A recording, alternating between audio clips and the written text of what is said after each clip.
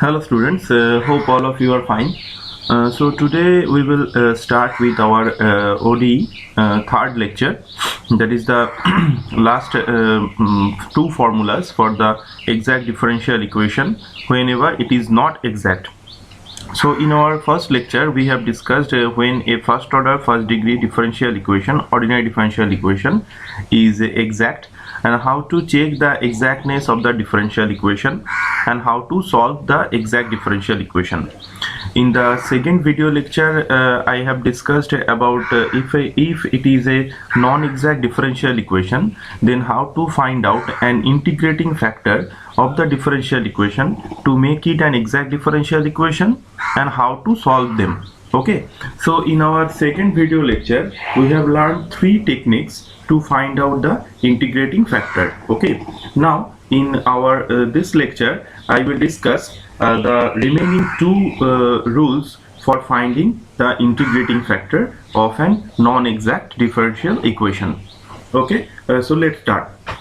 So let us start with the rule number 4. तो अभी हम लोग सभी को मालूम है कि ये नॉन एग्जैक्ट डिफरेंशियल इक्वेशन को एग्जैक्ट बनाने के लिए हम लोग इंटीग्रेटिंग फैक्टर को निकालते हैं, ठीक है, और उसका तीनों टेक्निक हम लोगों को अभी मालूम हो चुका है. तो अभी हम लोग चले आते हैं रूल नंबर 4 पे. तो रूल नंबर 4 क्या कह रहा है कि अगर m d x plus n d y equal to 0 एक नॉन एग्जैक्ट डिफरेंशियल इक्वेशन है, तो अभी हम लोगों को क्या करना है, ये डिफरेंशियल इक्वेशन को एक स्पेशल फॉर्म में लाना है. अगर हम लोग इसको ये स्पेशल फॉर्म में लिख सकते हैं, कौन सा स्पेशल फॉर्म है? स्पेशल फॉर्म ये है कि y into function of x y d x plus x into function of x y d y equal to 0. अच्छी तरीके से समझो, यहाँ पे y into function of x y दिया हुआ है, x कॉमा y नहीं दिया हुआ है. तो फंक्शन के अंदर कैसा फंक्शन रहेगा? एक्स वाई का प्रोडक्ट रहेगा, ऐसा कुछ फंक्शन दिया हुआ रहेगा. ठीक है, कि समझ लो एक फंक्शन है 3xy, तो 3xy क्या हो रहा है? xy का प्रोडक्ट हो रहा है, तो ये function of product of xy हम लोग कह सकते हैं. ऐसे एक दूसरा फंक्शन लेते हैं, समझो x y plus x square y square. ठीक है, तो अभी हम लोग कह सकते हैं कि ये भी क्या है? प्रोडक्ट ऑफ एक्स वाई का फंक्शन है. तो एक्स वाई हो गया और प्लस देके एक्स वाई होल स्क्वायर हम लोग लिख सकते हैं, x square plus y square को. सो एक फंक्शन जो प्रोडक्ट ऑफ एक्स वाई का होगा और जो dx के साथ रहेगा उसके साथ क्या आना चाहिए? y एक कॉमन आ जाएगा. ठीक है, तो f ऑफ एक्स वाई, यहाँ से अगर y को कॉमन ले लेते हैं तो ये प्रोडक्ट ऑफ एक्स वाई हो रहता है, और ये वाला पार्ट जो जी एक्स वाई है वो भी एक प्रोडक्ट ऑफ एक्स वाई का फंक्शन है, और उससे हम लोग किसको कॉमन ले सकते हैं? x को कॉमन ले सकते हैं. ऐसे फॉर्म में हम लोग को डिफरेंशियल इक्वेशन को एक्सप्रेस करना ही है.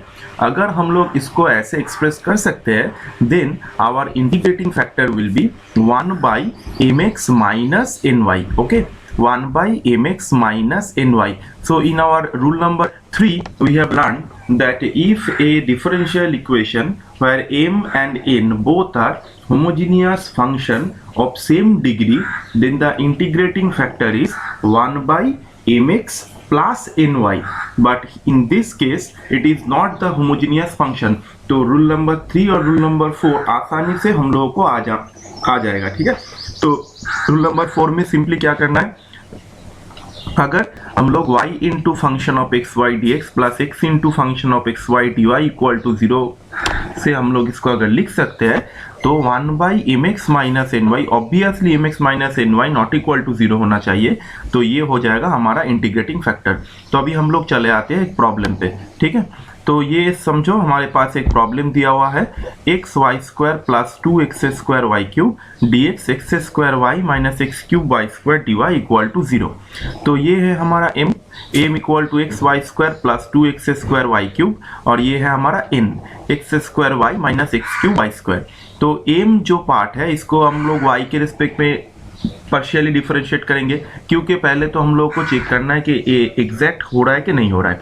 If it is an exact differential equation then we do not go for the rule number 1 2 up to 5. Okay, simply we can solve the differential equation by the rule, that is integrate both side partially with respect to dx, partially with respect to dy. Okay, so yeah, so first of all we have to go for the del m del y and del n del x. Now we can see these partial derivatives are non-exact. Because the del m del y and del n del x are not equal, so this differential equation becomes a non-exact differential equation.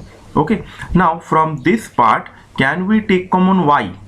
Obviously we can take common y. After taking common y, it will become what? If you take common y here, it will be xy plus 2x square y square. You can see it. And from this part, can you take common x? Obviously you can take common x. So after taking common x and taking common y, you can see that it is a product of xy. This is also a product of xy. Here it is a product of xy, also it is a product of xy. Okay, so we can take seen that this differential equation is easily come into this form. So if the differential equation is easily come into this form, then what will be our integrating factor? 1 by mx minus ny. So we have separately find out mx minus ny and taking integrating factor 1 by mx minus ny. तो अभी हम लोगों को मालूम है क्या करना है. So अगर हम लोगों के पास इंटीग्रेटिंग फैक्टर आ जाता है, तो इंटीग्रेटिंग फैक्टर से हम लोग क्या करेंगे? डिफरेंशियल इक्वेशन मल्टीप्लाई कर देंगे.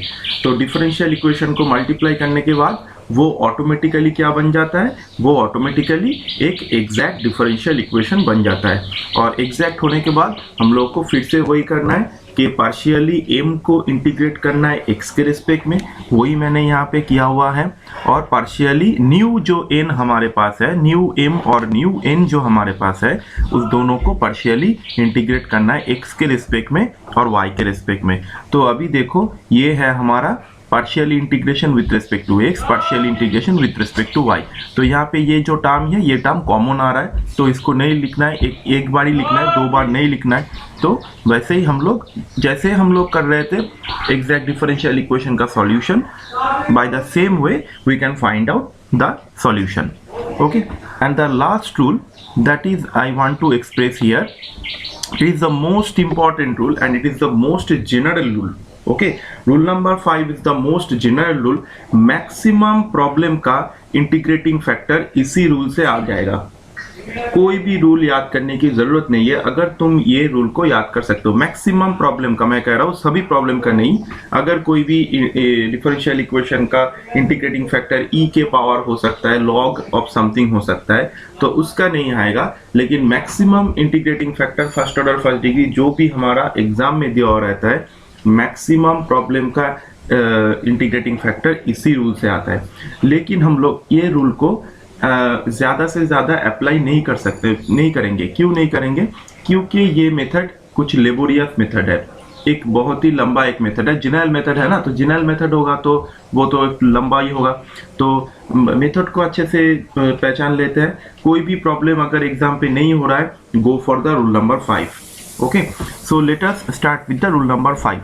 So if mx m dx plus n dy equal to 0 is a non-exact differential equation, then the first thing we have to do that we have to express the whole differential equation into this form. ये form में हम लोगों को क्या करना है? इसको arrange करके लेना है. m को तोड़ देंगे, dx के साथ मल्टीप्लाई करेंगे, n को भी तोड़ देंगे, dx dy के साथ मल्टीप्लाई कर देंगे. करने के बाद इस फॉर्म में हम लोग को उसको लाना है. x to the power a y to the power b small m y dx plus small n x dy, x to the power a dash y to the power b dash small m dash y dx plus n dash y dy equal to 0. तो अगर ऐसे हम लोग इसको express करते हैं, तो x to the power h y to the power k will be an integrating factor of this differential equation. Okay, x to the power h y to the power k. तो यहाँ पे देखो h और k दोनों एक variable की तरह है. h और k का तो वैल्यू हम लोगों को मालूम नहीं है, लेकिन इस सभी वैल्यू हम लोग को, इस सभी वैल्यू जो यहाँ पे है ना, a b m n a dash b dash m dash n dash, ये सभी वैल्यू हम लोग को मालूम पड़ जाएगा अगर हम लोग इसको ऐसे लिख दे तो. ठीक है, उसके बाद हम लोग को क्या करना है? एक सिंपली रिलेशन है a b m n a dash b dash m dash n dash के साथ h और k का. ये है हमारा relation a plus h plus 1 by m equal to b plus के प्लस 1/n, ये एक रिलेशन होता है। दूसरा रिलेशन होता है A dash plus H plus 1/m dash B dash plus के प्लस 1/n डैश होगा। ओके, यहाँ पे तो दोनों रिलेशन ऐसे हम लोग इसको लिख लेते हैं। ठीक है, कंपेयर करेंगे वैल्यू को, कंपेयर करने के बाद a b m n a dash B dash m dash n dash का वैल्यू हम लोग को मालूम पड़ जाएगा और ये दोनों रिलेशन को हम लोग को लिखना है। अभी अगर हमारे पास दो वेरिएबल है और दो इक्वेशन है तो हम लोग आसानी से उसको सॉल्व कर सकते हैं। And after solving we will obtain the values of h and k and we will put the values of h and k in the power of x and y, and that will be our integrating factor, that is x to the power h, y to the power k. So let us try to solve this differential equation. So here we can see this is the given differential equation. Okay, so first of all this is our here it is already given like this form. Okay, it is already given like this form. So here we can see that this is a something y into dx, something x into dy is present here. So yeah, इसको अगर इसके साथ अगलो compare करते हैं, इसके साथ अगर इसको हम लोग कंपेयर करेंगे तो क्या पता चल जाएगा, बाहर कुछ भी कॉमन नहीं है x और y, तो इसका मतलब a और b का वैल्यू क्या हो जाएगा, 0 हो जाएगा।